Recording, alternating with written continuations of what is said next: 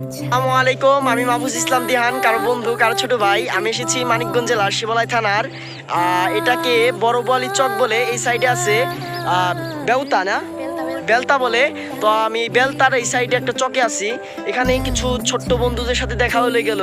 এই যে দেখতে পারতেছেন, আমি ওদের কাছে নিয়ে যাই, জিজ্ঞেস করি ওরা চকে কি করে। তো ভাইরা আমার বন্ধুরা, তোমরা এখানে কি করতেছো? আমরা চকে ছাগল চড়াইতে এসেছি। ওই যে তোমাদের ছাগল না, তাতে তোমাদের এখন কয়টা ছাগল আছে এখানে? আছে 20-30টার মতো। 20-30টা। তো তুমি এখন কি করো, পড়ালেখা করো? হ্যাঁ করি। কোন ক্লাসে? 8-এ। তারা কিন্তু 8-এ পড়ে, তুমি কিসে পড়ো? 5-এ। 5-এ, ক্লাস 5-এ। তোমরা তো কি বন্ধুই, একই সমান বয়সী নাকি? আচ্ছা, বন্ধু আর কি। আচ্ছা, যাই হোক, পড়াশোনা করে এটা দেখে খুব ভালো লাগলো। তো আমরা একটা জিনিস এখান থেকে বুঝতে পারি, ওরা কিন্তু পড়াশোনা করতেছে, পাশাপাশি এই ছাগল চড়াইতেছে।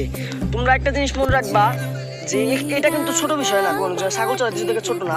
কেননা ছাগল চড়াই দেখে অতি ছোট এটা না, কিন্তু ছাগল চড়াইতেছে ওর পরিবারের সাথে আছে। পরিবারের যে কিছু ছাগল পাললে কি এটা পরিবারকে এগিয়ে নেওয়া যায়, এটা থেকে কিছু ইনকাম করা যায়, ভালো একটা দিক এটা। তো পড়ালেখা কখনো বাদ দিবা না, পাশাপাশি এগুলা করবা। তো ওরা কিন্তু খুবই ভালো। আর তোমরা কি প্রত্যেক দিনই আসো? হ্যাঁ, প্রত্যেক দিনে। এই দিকটা কিন্তু আমার খুব ভালো লাগলো, মাশাআল্লাহ। গ্রাম পরিবেশ খুবই ভালো লাগলো। পরিবেশটা দেখেন, এখানে কিন্তু খুবই ঠান্ডা ঠান্ডা একটা বাতাস আসে, শু শু করে হৃদয় আমার ঠান্ডা হয়ে যায়। গ্রামীণ পরিবেশ আমার সবসময় ভালো লাগে।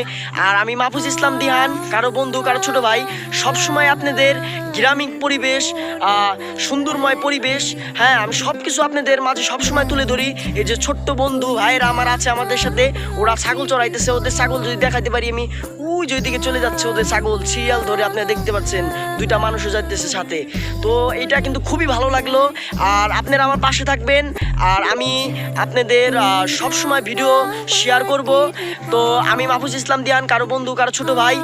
কৃষকদের ভালোবাসবেন, কৃষকদের পাশে থাকবেন, সবাই একসাথে এগিয়ে যাই। আসসালামু আলাইকুম।